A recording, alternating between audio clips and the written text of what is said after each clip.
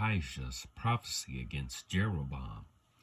At that time, Abijah, son of Jeroboam, became ill, and Jeroboam said to his wife, "Go disguise yourself so you won't be recognized as the wife of Jeroboam. Then go to Shiloh. Ahijah, the prophet, is there, the one who told me I would be king over this people. Take 10 loaves of bread with you, some cakes, and a jar of honey, and go to him. He will tell you what will happen to the boy." So Jeroboam's wife did what he said and went to Ahijah's house in Shiloh. Now Ahijah could not see. His sight was gone because of his age. But the Lord had told Ahijah, "Jeroboam's wife is coming to ask about her son, for he is ill, and you are to give her such and such an answer. When she arrives, she will pretend to be someone else." So when Ahijah heard the sound of her footsteps at the door, he said, "Come in, wife of Jeroboam. Why this pretense? I have been sent to you with bad news. Go tell Jeroboam that this is what the Lord, the God of Israel, says. I raised you up from among the people and appointed you ruler over my people Israel. I tore the kingdom away from the house of David and gave it to you.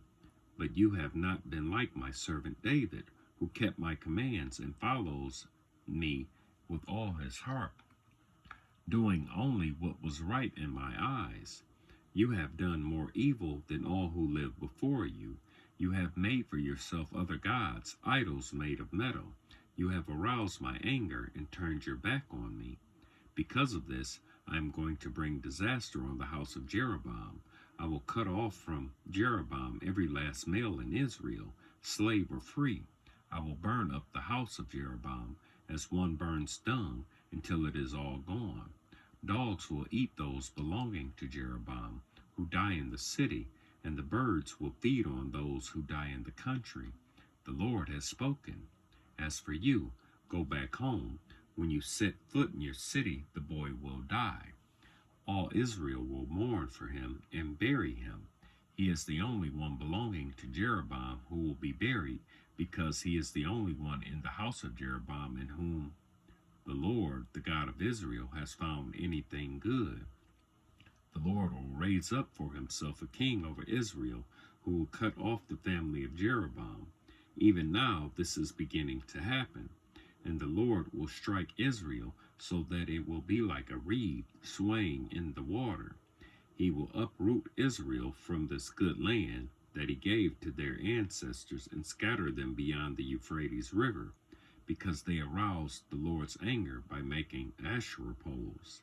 And he will give Israel up because of the sins Jeroboam has committed and has caused Israel to commit. Then Jeroboam's wife got up and left and went to Tirzah. As soon as she stepped over the threshold of the house, the boy died. They buried him, and all Israel mourned for him, as the Lord had said through his servant the prophet Ahijah. The other events of Jeroboam's reign, his wars, and how he ruled are written in the book of the annals of the kings of Israel.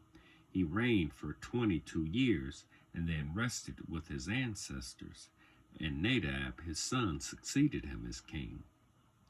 Rehoboam, king of Judah.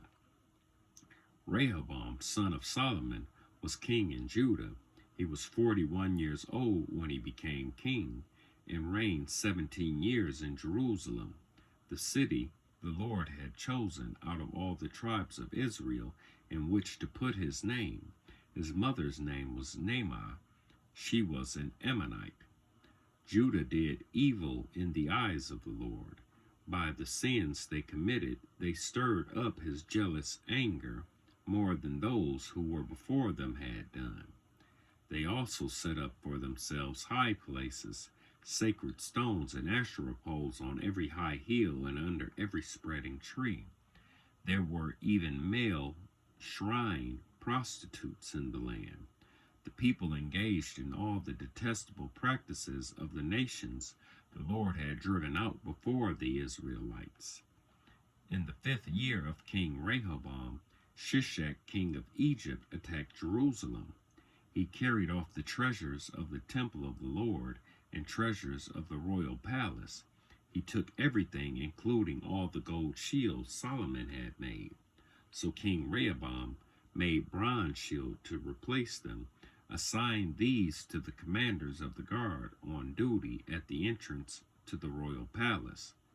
Whenever the king went to the Lord's temple, the guards bore the shields, and afterward they returned them to the guard room. As for the other events of Rehoboam's reign, and all he did, are they not written in the book of the annals of the kings of Judah?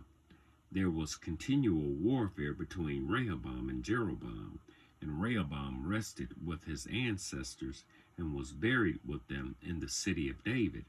His mother's name was Naamah. She was an Ammonite, and Ahijah his son succeeded him as king.